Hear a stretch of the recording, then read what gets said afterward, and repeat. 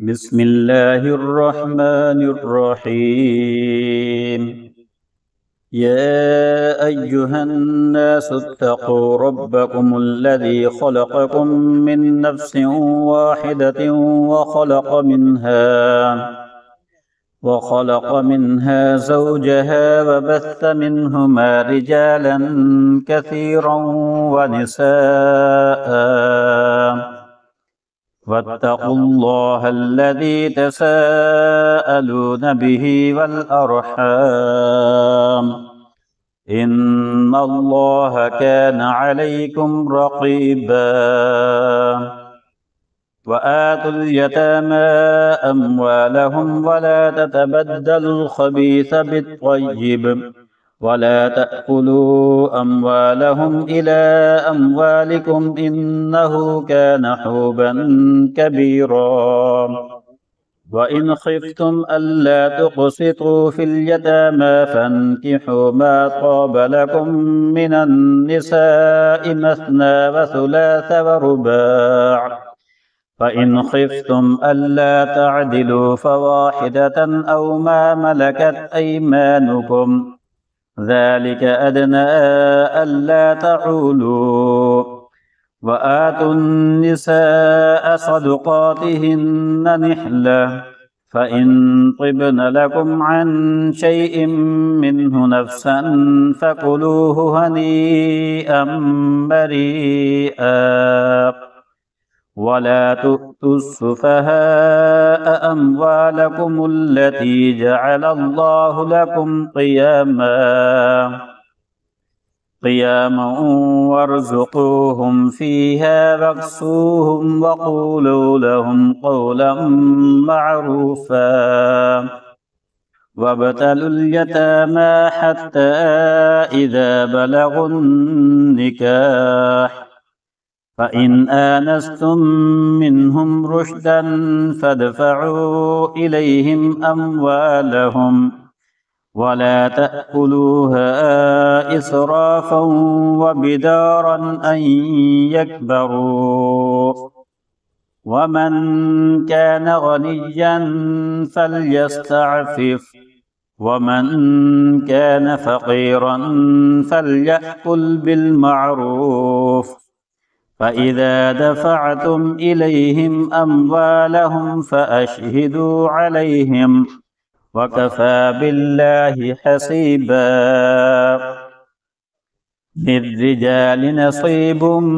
مما ترك الوالدان والأقربون، وللنساء نصيب مما ترك الوالدان والأقربون مما قل منه أو كثر نصيبا مفروضا. وإذا حضر القسمة أولو القربى واليتامى والمساكين فارزقوهم منه وقولوا لهم قولا معروفا. وليخشى الذين لو تركوا من خلفهم ذرية ضعافا خافوا عليهم فليتقوا الله وليقولوا قولا سديدا. إن الذين يأكلون أموال اليتامى ظلما إنما يأكلون في بطونهم نارا وسيصلون سعيرا. يوصيكم الله في أولادكم للذكر مثل حظ الأنثيين، فإن كن نساء فوق 2 فلهن ثلثا ما ترك، وإن كانت واحدة فلها النصف، ولأبويه لكل واحد منهما السدس مما ترك إن كان له ولد، فإن لم يكن له ولد وورثه أبواه فلأمه الثلث، فإن كان له إخوة فلأمه السدس من بعد وصية يوصي بها أو دين. آباؤكم وأبناؤكم لا تدرون أيهم أقرب لكم نفعا فريضة من الله إن الله كان عليما حكيما. ولكم نصف ما ترك أزواجكم إن لم يكن لهن ولد فإن كان لهن ولد فلكم الربع مما تركن من بعد وصية يوصين بها أو دين. ولهن الربع مما تركتم إن لم يكن لكم ولد فإن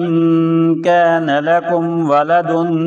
فلهن الثمن مما تركتم من بعد وصية توصون بها أو دين. وإن كان رجل يورث كلالة أو امرأة وله أخ أو أخت فلكل واحد منهما السدس فإن كانوا أكثر من ذلك فهم شركاء في الثلث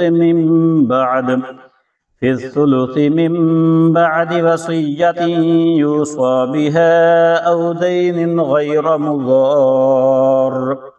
وصية من الله والله عليم حليم. تلك حدود الله ومن يطع الله ورسوله يدخله جنات تجري من تحتها الأنهار خالدين فيها وذلك الفوز العظيم. ومن يعص الله ورسوله ويتعد حدوده يدخله نارا خالدا فيها وله عذاب مهين. واللاتي يأتين الفاحشة من نسائكم فاستشهدوا عليهن أربعة منكم فإن شهدوا فأمسكوهن في البيوت حتى يتوفاهن الموت أو يجعل الله لهن سبيلا. واللذان يأتيانها منكم فآذوهما فإن تابا وأصلحا فأعرضوا عنهما إن الله كان توابا رحيما. إنما التوبة على الله للذين يعملون السوء بجهالة ثم يتوبون من قريب فأولئك يتوب الله عليهم وكان الله عليما حكيما. وليست التوبة للذين يعملون السيئات حتى إذا حضر أحدهم الموت قال إني تبت الآن ولا الذين يموتون وهم كفار أولئك أعتدنا لهم عذابا أليما. يا أيها الذين آمنوا لا يحل لكم أن ترثوا النساء كرها ولا تعضلوهن لتذهبوا ببعض ما آتيتموهن إلا أن يأتين بفاحشة مبينة وعاشروهن بالمعروف فإن كرهتموهن فعسى أن تكرهوا شيئا ويجعل الله فيه خيرا كثيرا. وإن أردتم استبدال زوج مكان زوج وآتيتم إحداهن قنطارا قنطارا فلا تأخذوا منه شيئا أتأخذونه بهتانا وإثما مبينا وكيف تأخذونه وقد أفضى بعضكم إلى بعض وأخذن منكم ميثاقا غليظا ولا تنكحوا ما نكح آباؤكم من النساء إلا ما قد سلف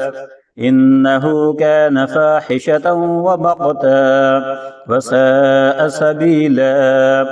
حرمت عليكم أمهاتكم وبناتكم وأخواتكم وعماتكم وخالاتكم وبنات الأخ وبنات الأخت وأمهاتكم اللاتي أرضعنكم وأخواتكم من الرضاعة وأمهات نسائكم وربائبكم اللاتي في حجوركم من نسائكم اللاتي دخلتم بهن فإن لم تكونوا دخلتم بهن فلا جناح عليكم وحلائل أبنائكم الذين من أصلابكم وأن تجمعوا بين الأختين إلا ما قد سلف إن الله كان غفورا رحيما والمحصنات من النساء إلا ما ملكت أيمانكم كتاب الله عليكم وأحل لكم ما وراء ذلكم أن تبتغوا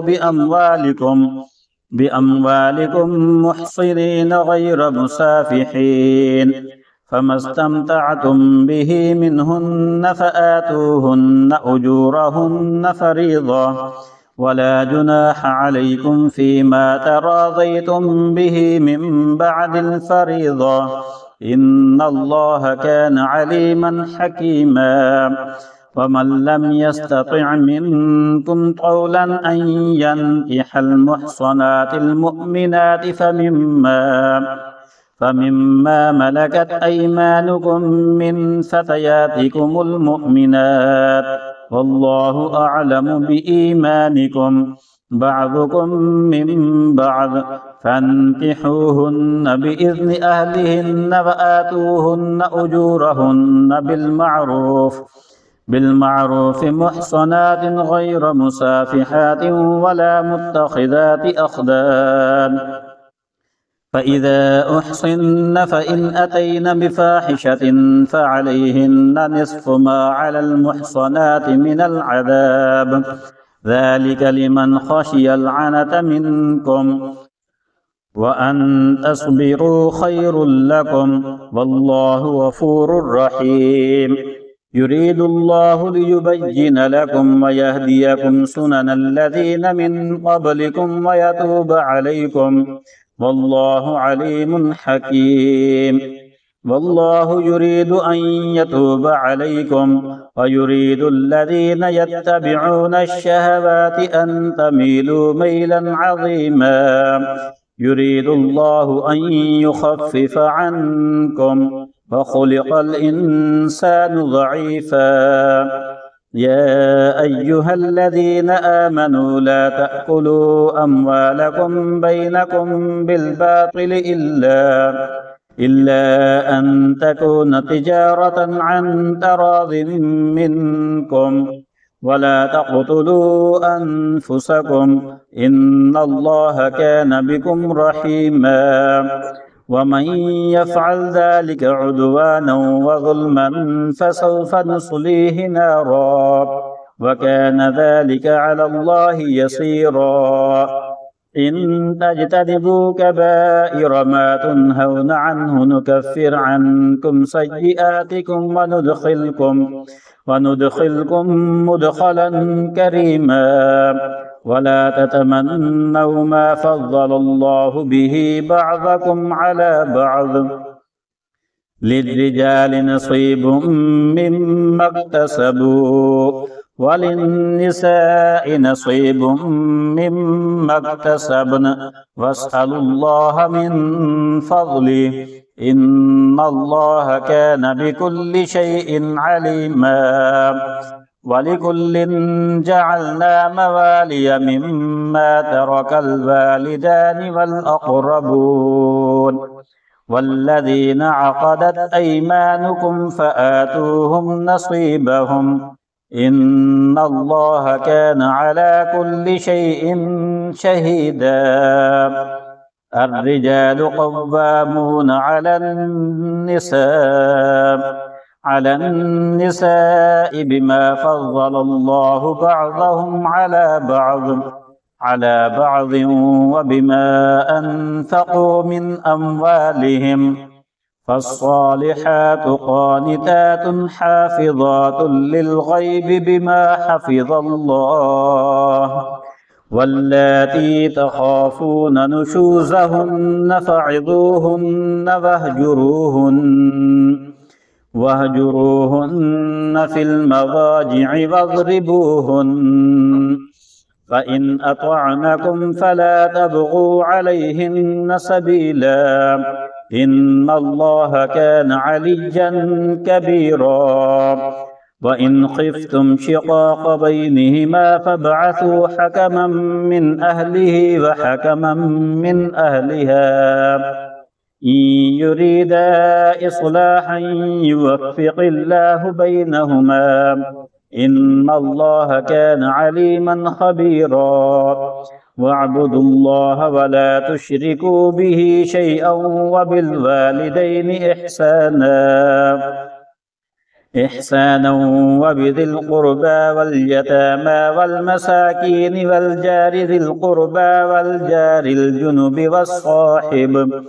والصاحب بالجنب وابن السبيل وما ملكت أيمانكم إن الله لا يحب من كان مختالا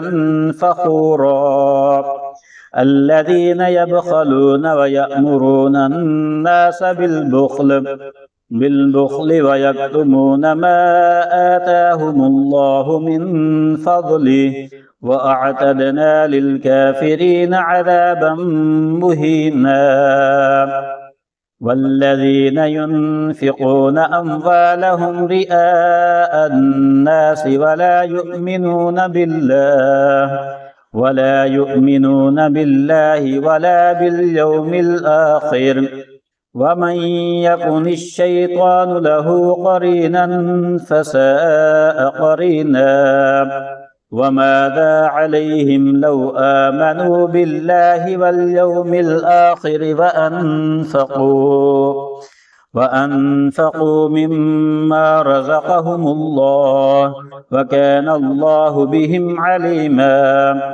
إن الله لا يظلم مثقال ذرة وإن تك حسنة يضاعفها ويؤت من لدنه أجرا عظيما فكيف إذا جئنا من كل أمة بشهيد وجئنا بك على هؤلاء شهيدا يومئذ يود الذين كفروا وعصوا الرسول لو تسوى بهم الأرض ولا يكتمون الله حديثا يا أيها الذين آمنوا لا تقربوا الصلاة وأنتم سكارى حتى تعلموا ما تقولون ولا جنبا إلا عابري سبيل حتى تغتسلوا وإن كنتم مرضى أو على سفر أو جاء أحد منكم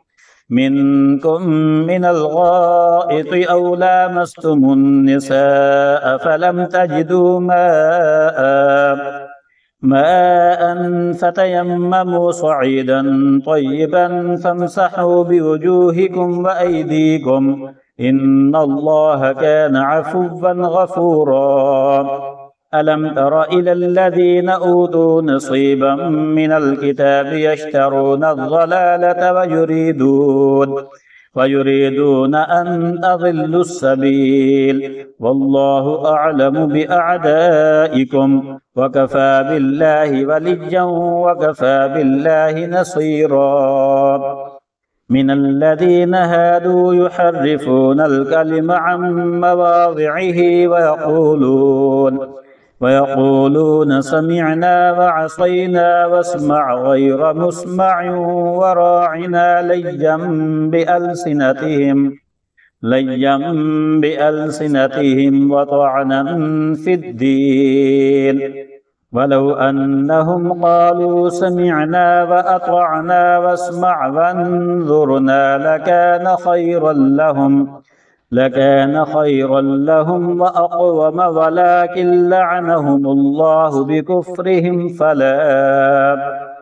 فلا يؤمنون إلا قليلا يا أيها الذين أوتوا الكتاب آمنوا بما نزلنا مصدقا لما معكم من قبل أن نطمس وجوها فنردها على أدبارها أو نلعنهم كما لعنا أصحاب السبت وكان أمر الله مفعولا إن الله لا يغفر أن يشرك به ويغفر ما دون ذلك لمن يشاء ومن يشرك بالله فقد افترى إثما عظيما ألم تر إلى الذين يزكون أنفسهم بل الله يزكي من يشاء ولا يظلمون فتيلا انظر كيف يفترون على الله الكذب فكفى به إثما مبينا ألم تر إلى الذين أوتوا نصيبا من الكتاب يؤمنون بالجبت والطاغوت ويقولون للذين كفروا هؤلاء أهدى من الذين آمنوا سبيلا أولئك الذين لعنهم الله ومن يلعن الله فلن تجد له نصيرا أم لهم نصيب من الملك فإذا لا يؤتون الناس نقيرا أم يحسدون الناس على ما آتاهم الله من فضله فقد آتينا آل إبراهيم الكتاب والحكمة وآتيناهم ملكا عظيما فمنهم من آمن به ومنهم من صد عنه وكفى بجهنم سعيرا إن الذين كفروا بآياتنا سوف نصليهم نارا كلما نضجت جلودهم بدلناهم جلودا غيرها ليذوقوا العذاب إن الله كان عزيزا حكيما والذين آمنوا وعملوا الصالحات سندخلهم جنات تجري من تحتها الأنهار خالدين فيها أبدا لهم فيها أزواج مطهرة وندخلهم ظلا ظليلا إن الله يأمركم أن تؤدوا الأمانات إلى أهلها وإذا حكمتم بين الناس أن تحكموا بالعدل إن الله نعم ما يعظكم به إن الله كان سميعا بصيرا يا أيها الذين آمنوا أطيعوا الله وأطيعوا الرسول وأولي الأمر منكم فإن تنازعتم في شيء فردوه إلى الله والرسول إن كنتم تؤمنون بالله واليوم الآخر ذلك خير وأحسن تأويلا. ألم تر إلى الذين يزعمون أنهم آمنوا بما أنزل إليك وما أنزل من قبلك يريدون أن يتحاكموا إلى الطاغوت وقد أمروا أن يكفروا به ويريد الشيطان أن يضلهم ضلالا بعيدا. وإذا قيل لهم تعالوا إلى ما أنزل الله وإلى الرسول رأيت المنافقين يصدون عنك صدودا. فكيف إذا أصابتهم مصيبة بما قدمت أيديهم ثم جاءوك يحلفون بالله إن أردنا إلا إحسانا وتوفيقا أولئك الذين يعلم الله ما في قلوبهم فأعرض عنهم وعظهم وقل لهم في أنفسهم قولا بليغا. وما أرسلنا من رسول إلا ليطاع بإذن الله ولو أنهم إذ ظلموا أنفسهم جاءوك فاستغفروا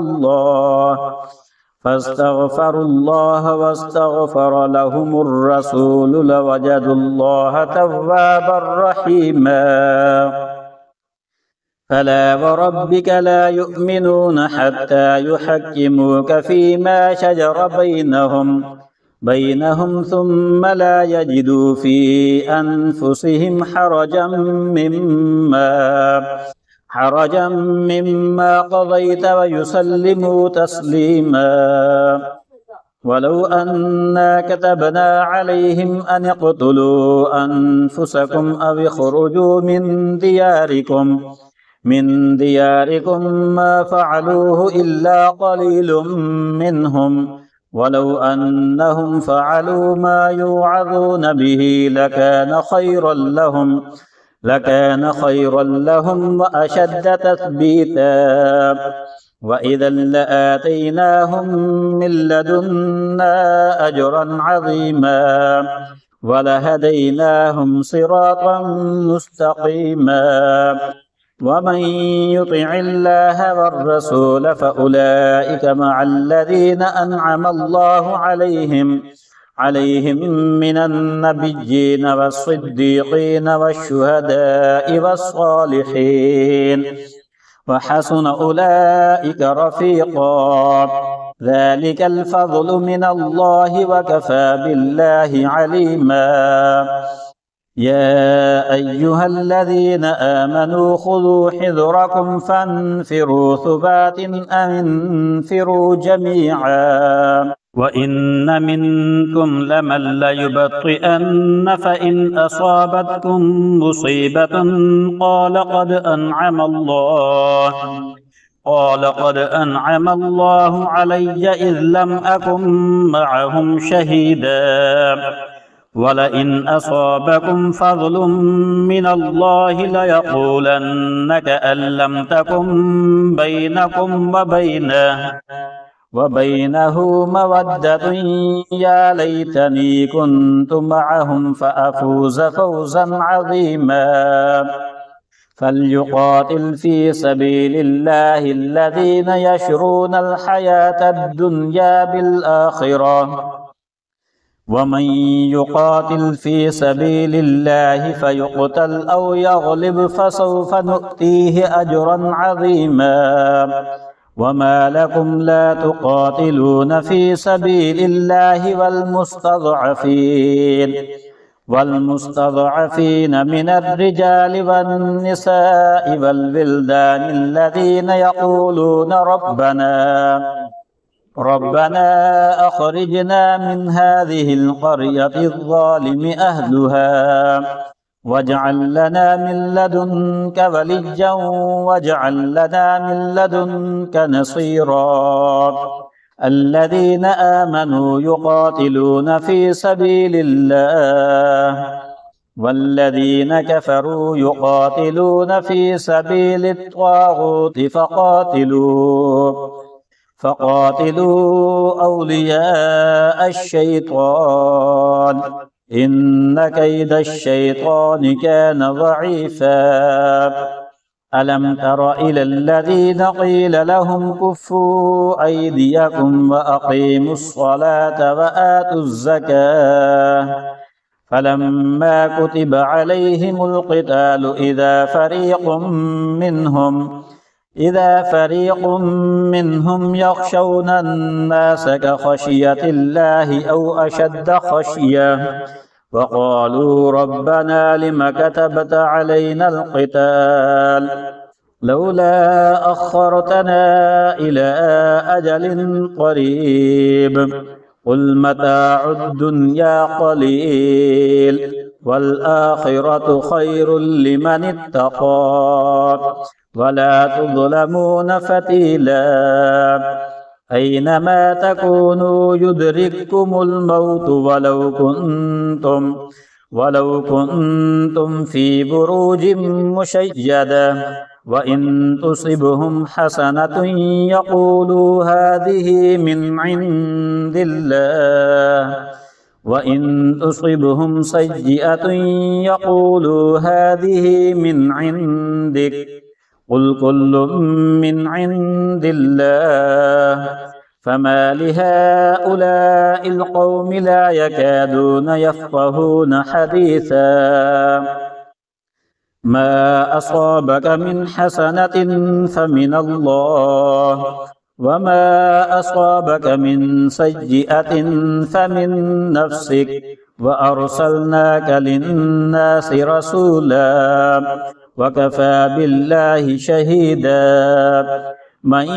يطع الرسول فقد أطاع الله ومن تولى فما أرسلناك عليهم حفيظا ويقولون طاعة فإذا برزوا من عندك بيت طائفة منهم غير الذي تقول والله يكتب ما يبيتون فأعرض عنهم وتوكل على الله وكفى بالله وكيلا أفلا يتدبرون القرآن ولو كان من عند غير الله لوجدوا فيه اختلافا كثيرا وإذا جاءهم أمر من الأمن أو الخوف أذاعوا به ولو ردوه إلى الرسول وإلى أولي الأمر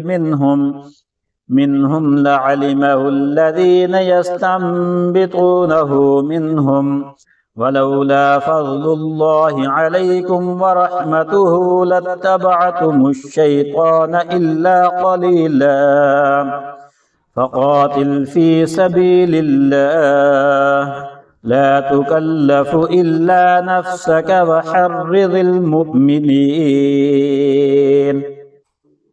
عسى الله أن يكف بأس الذين كفروا والله أشد بأسا وأشد تنكيلا من يشفع شفاعة حسنة يكن له نصيب منها ومن يشفع شفاعة سيئة يكن له كفل منها وكان الله على كل شيء مقيتا وإذا حييتم بتحية فحيوا بأحسن منها أو ردوها إن الله كان على كل شيء حسيبا الله لا إله إلا هو ليجمعنكم إلى يوم القيامة لا ريب فيه ومن أصدق من الله حديثا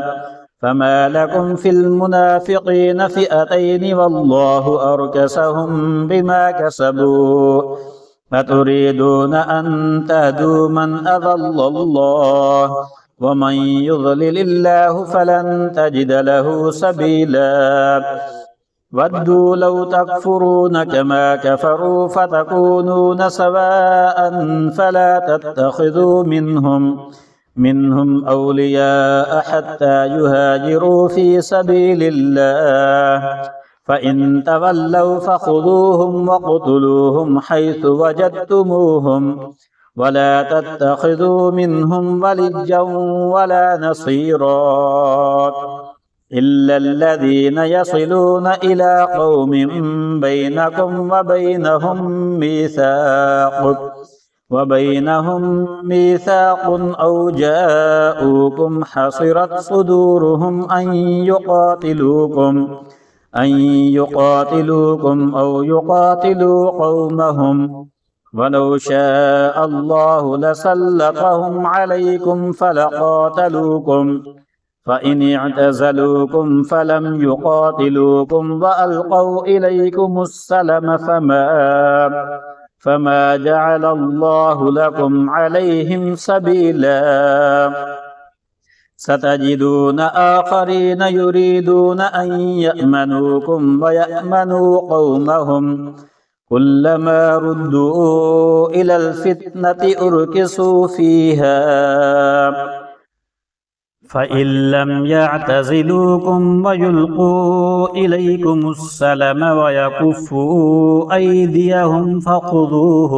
فخذوهم وقتلوهم حيث ثقفتموهم وأولئكم جعلنا لكم عليهم سلطانا مبينا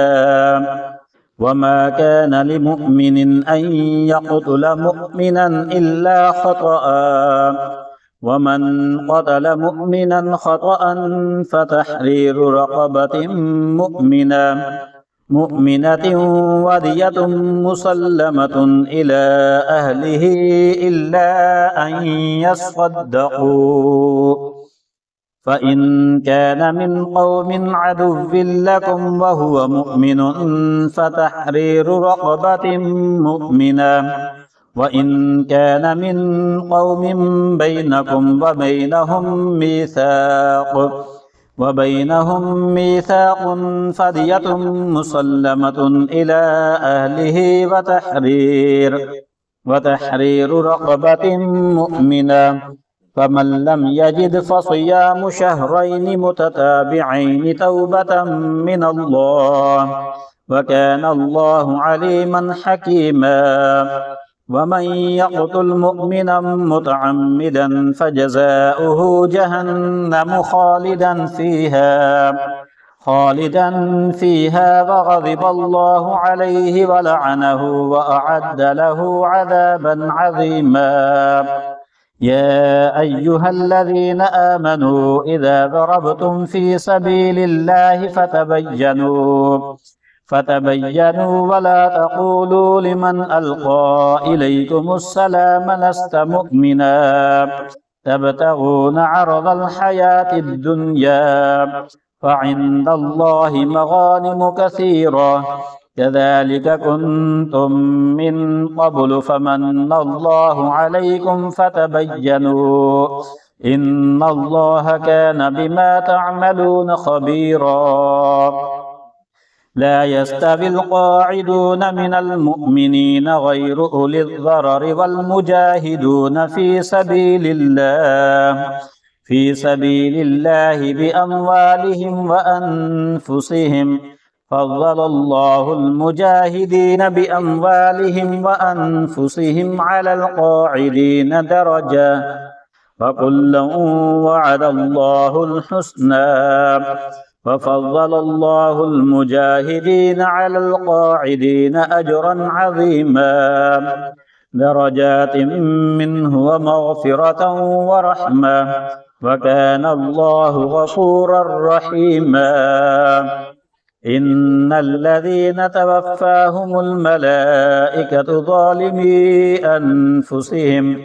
أنفسهم قالوا فيم كنتم قالوا كنا مستضعفين في الأرض قالوا ألم تكن أرض الله واسعة فتهاجروا فيها فأولئك مأواهم جهنم وساءت مصيرا إلا المستضعفين من الرجال والنساء والولدان لا يستطيعون حيلة ولا يهتدون سبيلا فأولئك عسى الله أن يعفو عنهم وكان الله عفوا غفورا ومن يهاجر في سبيل الله يجد في الأرض مراغما كثيرا وسعة ومن يخرج من بيته مهاجرا إلى الله ورسوله ثم يدركه الموت فقد وقع أجره على الله وكان الله غفورا رحيما وإذا ضربتم في الأرض فليس عليكم جناح أن تقصروا من الصلاة إن خفتم أن يفتنكم الذين كفروا إن الكافرين كانوا لكم عدوا مبينا وإذا كنت فيهم فأقمت لهم الصلاة فلتقم طائفة منهم معك وليأخذوا أسلحتهم فإذا سجدوا فليكونوا من ورائكم ولتأت طائفة أخرى لم يصلوا فليصلوا معك وليأخذوا حذرهم وأسلحتهم ود الذين كفروا لو تغفلون عن أسلحتكم وأمتعتكم فيميلون عليكم ميلة واحدة ولا جناح عليكم إن كان بكم أذى من مطر أو كنتم مرضى أن تضعوا أسلحتكم وخذوا حذركم إن الله أعد للكافرين عذابا مهينا فإذا قضيتم الصلاة فاذكروا الله قياما وقعودا وعلى جنوبكم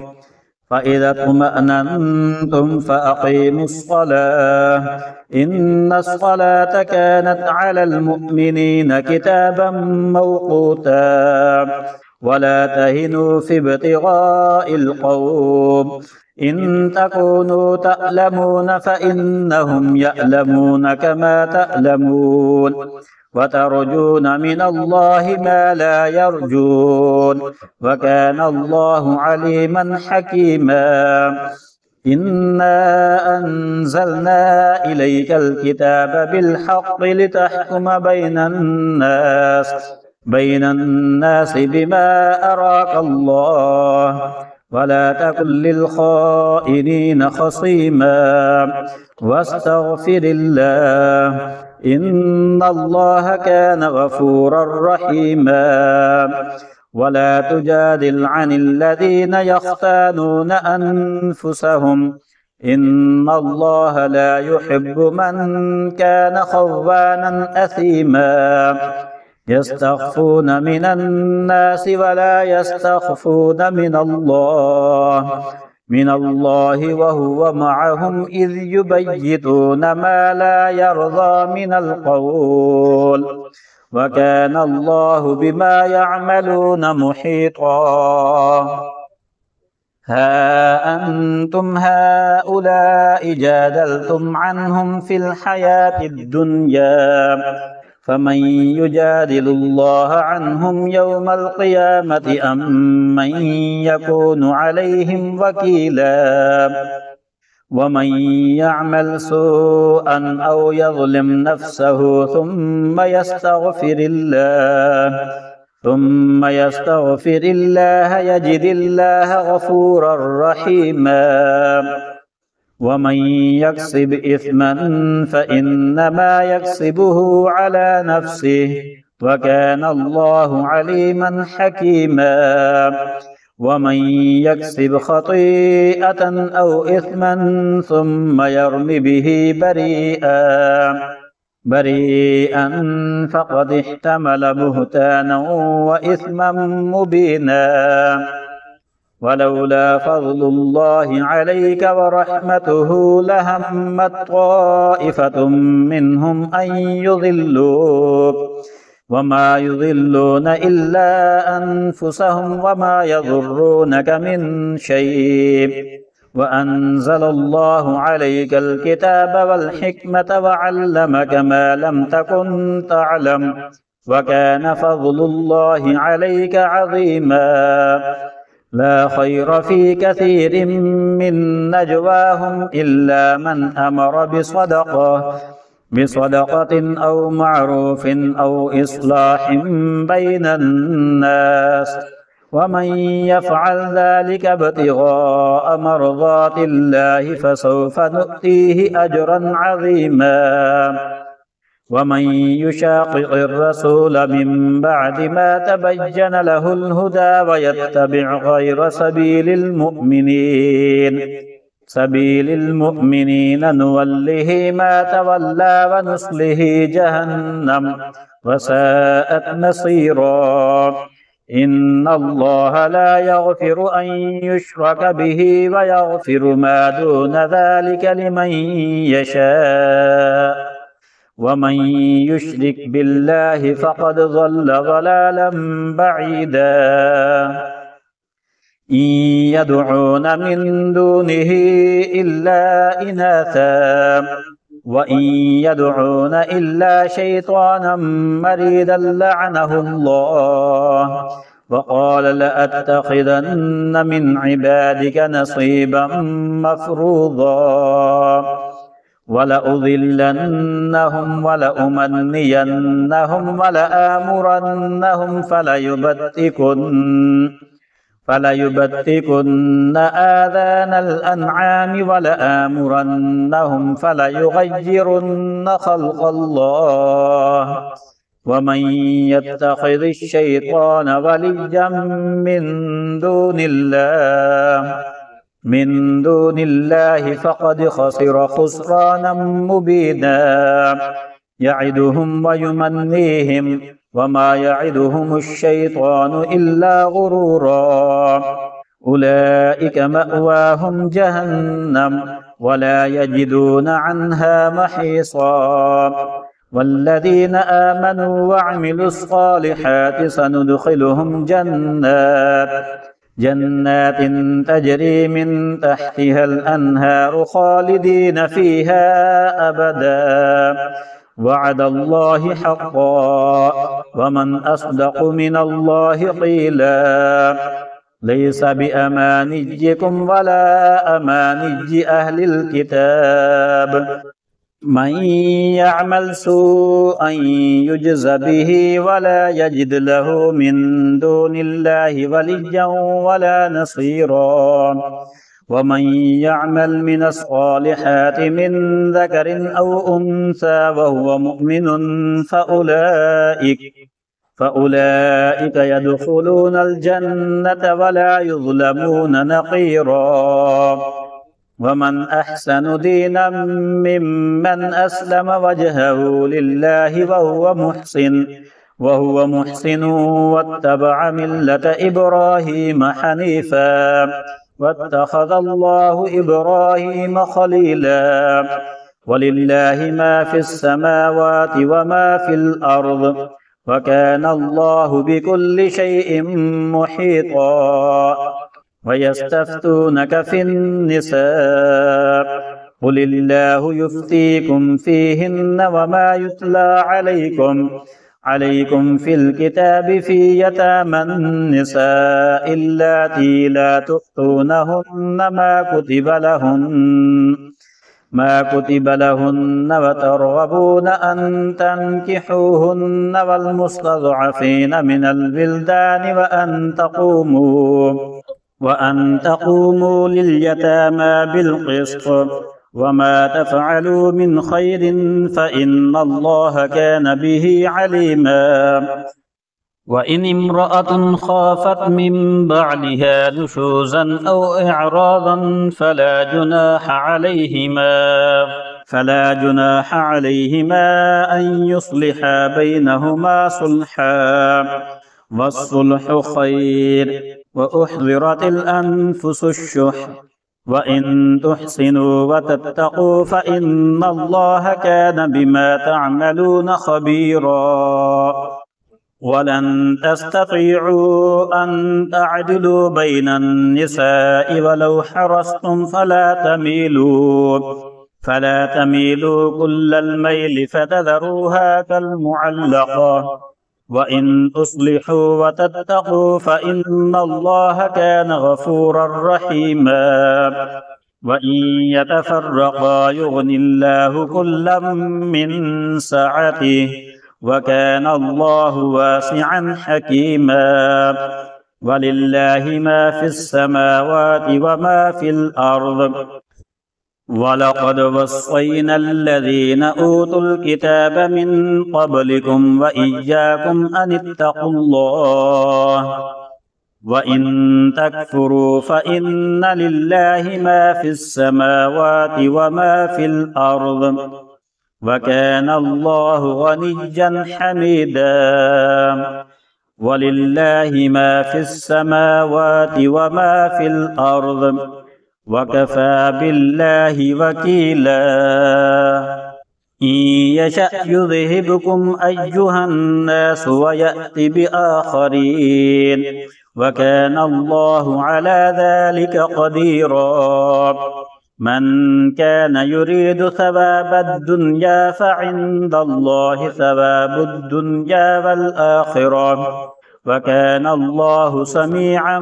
بصيرا. يا أيها الذين آمنوا كونوا قوامين بالقسط شهداء لله ولو على أنفسكم أو الوالدين والأقربين إن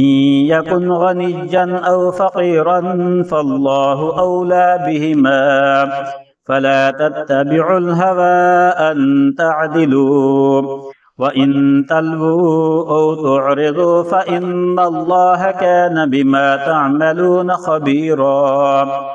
يا أيها الذين آمنوا بالله ورسوله والكتاب الذي نزل على رسوله والكتاب الذي أنزل من قبل ومن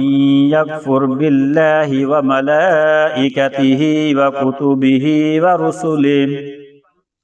ورسله واليوم الآخر فقد ضل ضلالا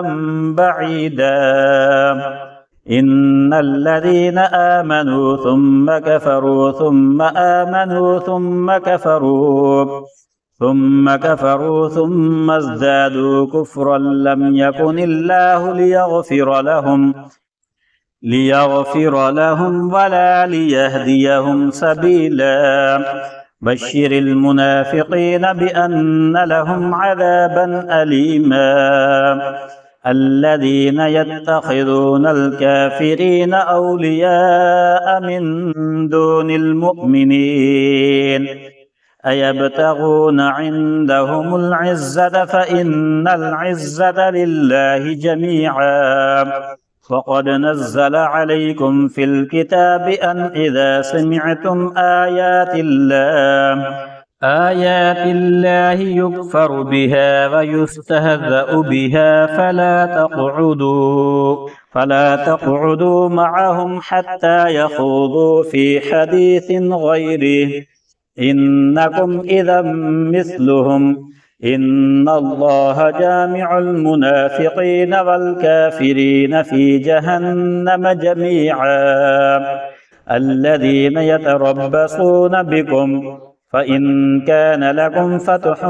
من الله قالوا ألم نكن معكم وإن كان للكافرين نصيب قالوا ألم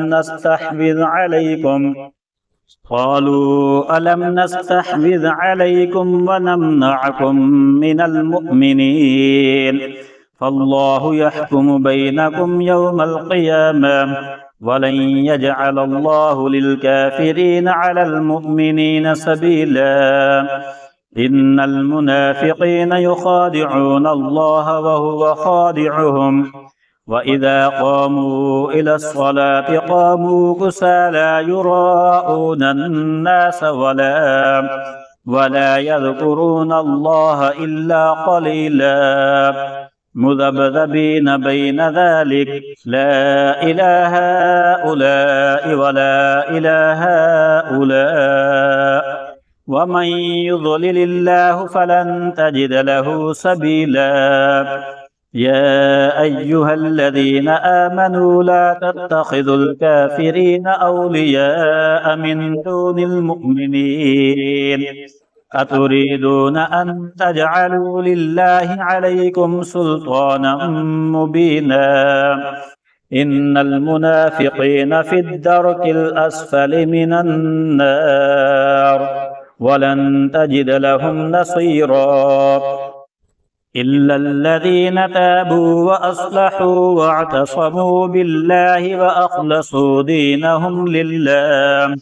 لله فأولئك مع المؤمنين وسوف يؤتي الله المؤمنين أجرا عظيما ما يفعل الله بعذابكم إن شكرتم وآمنتم وكان الله شاكرا عليما لا يحب الله الجهر بالسوء من القول إلا من ظلم وكان الله سميعا عليما إن تبدوا خيرا أو تخفوه أو تعفوا عن سوء فإن الله كان عفوا قديرا إن الذين يكفرون بالله ورسله ويريدون أن يفرقوا بين الله ورسله ويقولون نؤمن ببعض ونكفر ببعض ويريدون أن يتخذوا بين ذلك سبيلا أولئك هم الكافرون حقا وأعتدنا للكافرين عذابا مهينا والذين آمنوا بالله ورسله ولم يفرقوا بين أحد منهم أولئك سوف يؤتيهم أجورهم وكان الله غفورا رحيما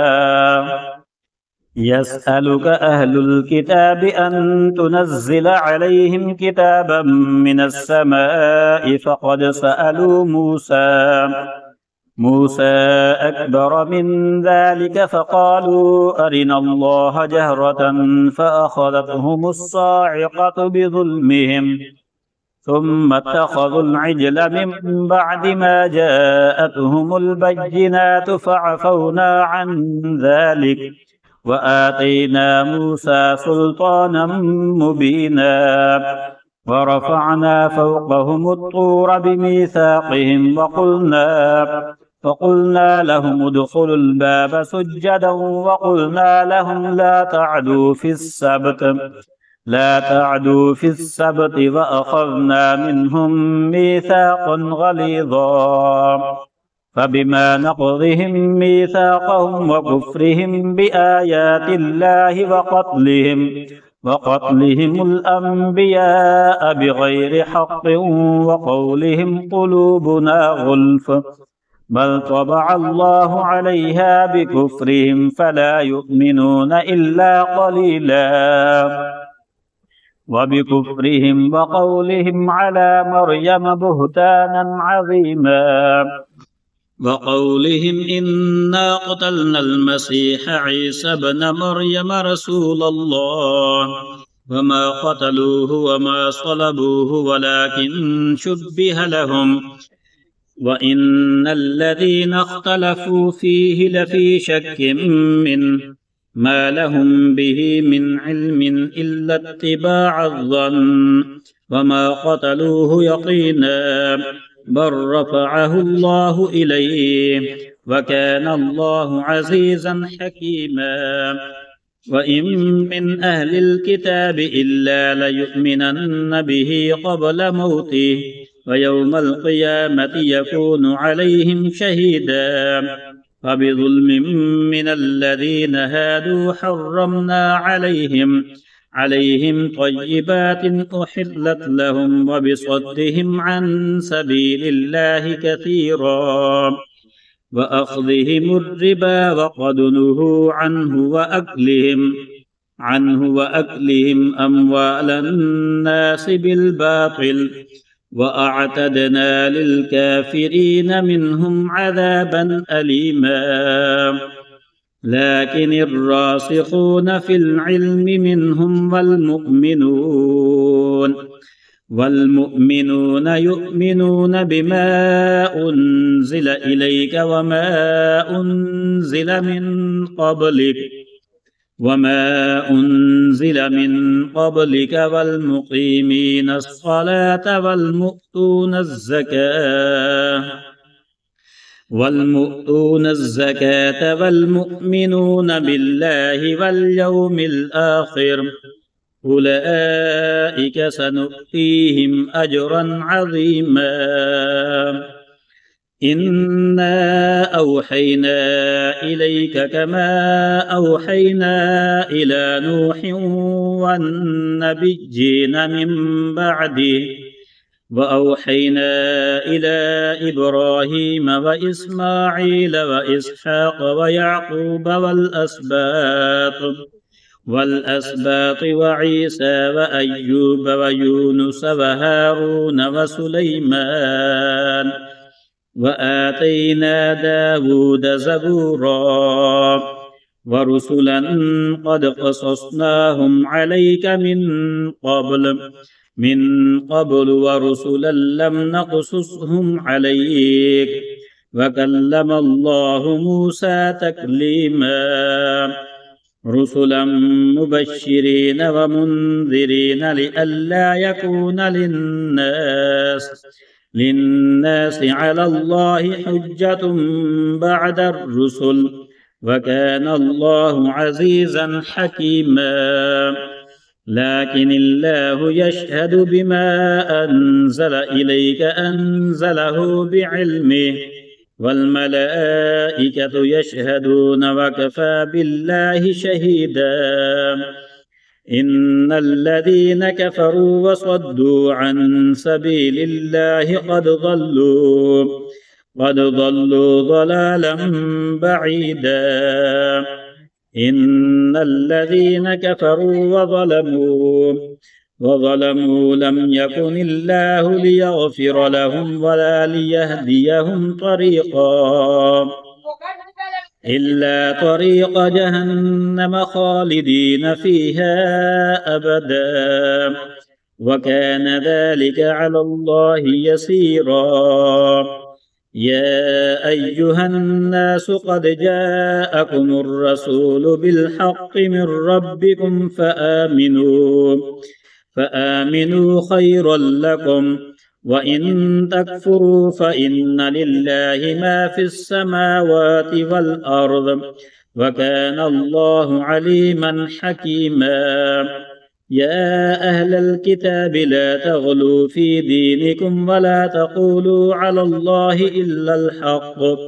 إنما المسيح عيسى بن مريم رسول الله وكلمته ألقاها إلى مريم وروح منه فآمنوا بالله ورسله ولا تقولوا ثلاثة انتهوا خيرا لكم إنما الله إله واحد سبحانه أن يكون له ولد له ما في السماوات وما في الأرض وكفى بالله وكيلا لن يستنكف المسيح أن يكون عبدا لله ولا الملائكة المقربون ومن يستنكف عن عبادته ويستكبر فسيحشرهم إليه جميعا فأما الذين آمنوا وعملوا الصالحات فيوفيهم أجورهم ويزيدهم من فضله وأما الذين استنكفوا واستكبروا فيعذبهم عذابا أليما ولا يجدون لهم من دون الله وليا ولا نصيرا يا أيها الناس قد جاءكم برهان من ربكم وأنزلنا إليكم نورا مبينا فأما الذين آمنوا بالله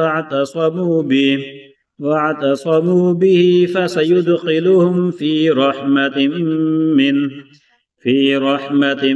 منه وفضل ويهديهم إليه صراطا مستقيما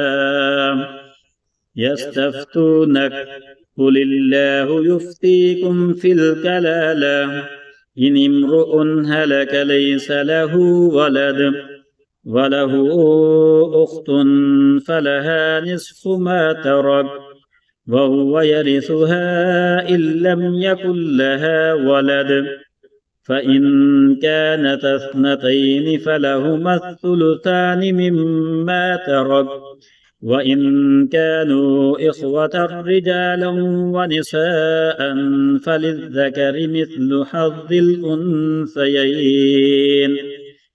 يبين الله لكم أن تضلوا والله بكل شيء عليم.